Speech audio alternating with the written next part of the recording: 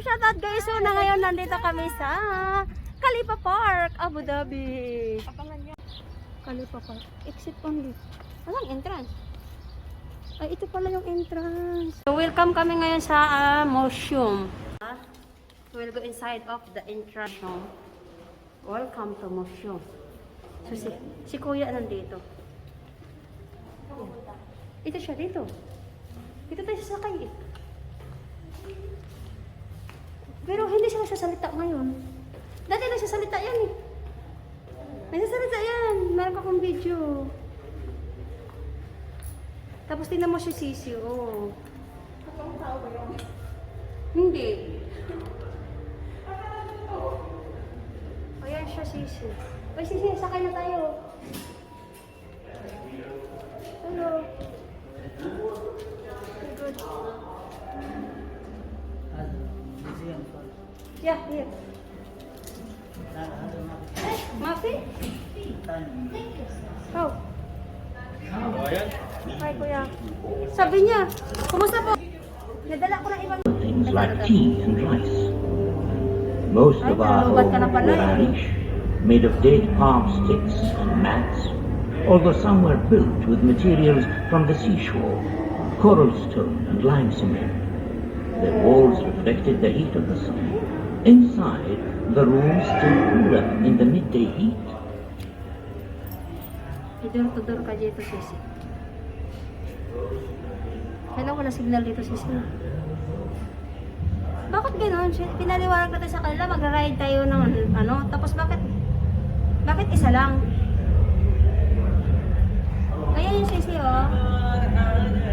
Yan. Diba? Diba? Parang sa bundok sa atin. Camels hold a special place in our hearts. We honor these loyal, noble creatures which can endure the blazing desert heat. Without Yeah.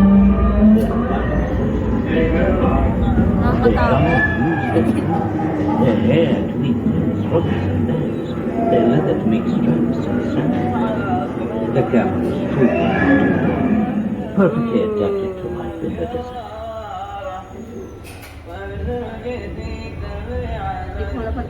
These camels have been loaded with dates, dried fish, household goods and food. They used to cover huge distances to reach the oases inland at Liwa and Al-Ain, along routes that camels have traveled for generations. Camel trains carried wood, charcoal, food and fodder back and forth between the coast and the inland oases, bringing much needed supplies. They also transported whole families every year from the coast to the oases to escape the worst of the summer humidity. Gusto ko talaga sumakay ng camel. This is what May makes camel din camels dito. happy. In the desert, they can smell water from many miles.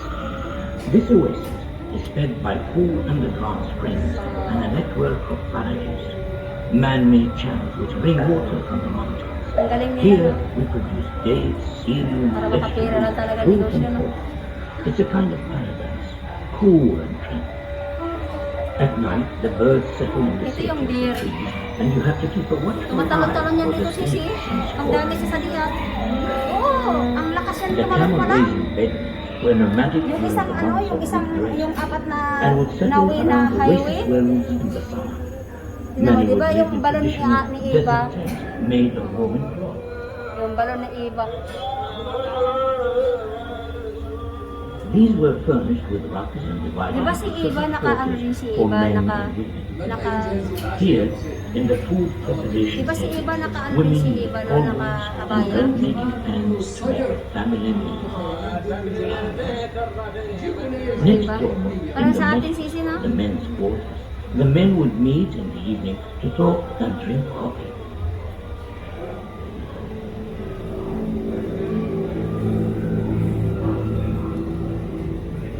Our ancestors began to settle here more than 5,000 years ago, and they made the most of the world around them. Copper mining was one of the earliest industries here. Miners hammered away at rocks with handmade tools to uncover seams of copper ore in the mountains. Sometimes they would use fire to cracked rock face. It was a dark, dangerous place to work. Makikita mo nila, pansin mo yun? May mukha ni parang Jesus Christ sa loob. Once mined, the copper ore was heated to separate the copper from the ore, a process known as smelting. Parang uling lang. Molten liquid copper was poured into molds to make tools, weapons, and jewelry. Once the casks had cooled, they were hammered into shape. Skilahan. Settle down, please, children. Turn to page 17. Can anybody tell me what Para they mga see ano here? natin, no? Ahmed? Yung si... The man is diving for pearls. Yung gok. My great-grandfather was a pearl Yan ang diver. mga He could hold his breath for ages. pinagkakatay na pating. One day, I'd like to be a diver too. The seas are now wet. In the last century, huge fleets of Nanagat na foreign kasi vessels set out from Abu Dhabi every summer. The departure of the fleet was a major event. Ito na sa atin. Families left behind were anxious about their loved ones. Ayan yung Some of them aquarium. never returned. The divers were weighted down as they plunged to the shallow banks to search for oysters. It was a dangerous job, with stinging jellyfish, sharp corals, and no breathing food. But a lucky dog might establish a family's fortune. To keep their spirits up, the Niham would chant to inspire the courage, leading them all in songs which marked each stage of their work.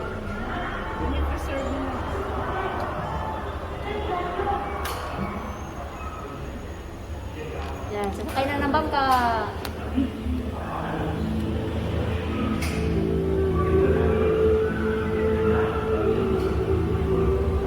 Since oil was discovered in the Emirates more than 40 years ago, Abu Dhabi has become one of the world's major oil producers. Much of this oil comes from under the sea. Parang ano sa A network of offshore drilling platforms taps into vast reserves.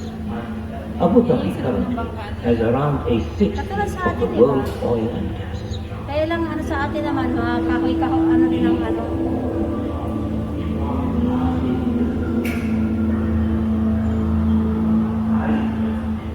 That's what I would like to be when I grow up, Grandfather. A diver. A bit like your father.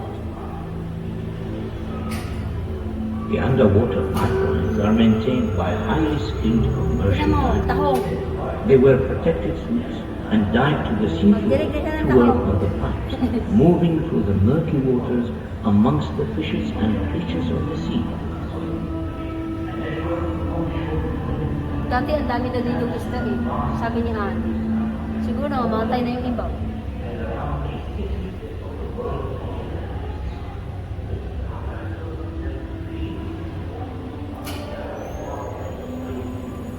Ito na yung gas. Diba product nila gas? It is hard, skilled work on the oil drilling platforms.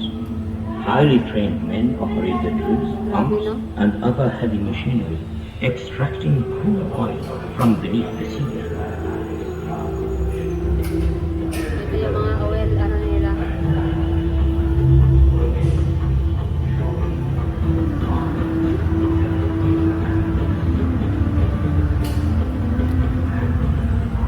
These futuristic structures are oil production facilities.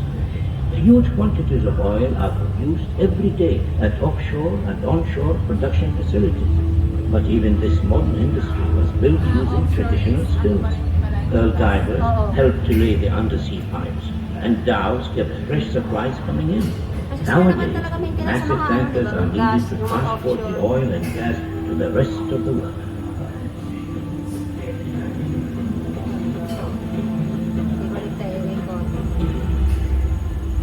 Abu Dhabi today is an emirate to be proud of. There is so much to do in this dynamic, lively capital.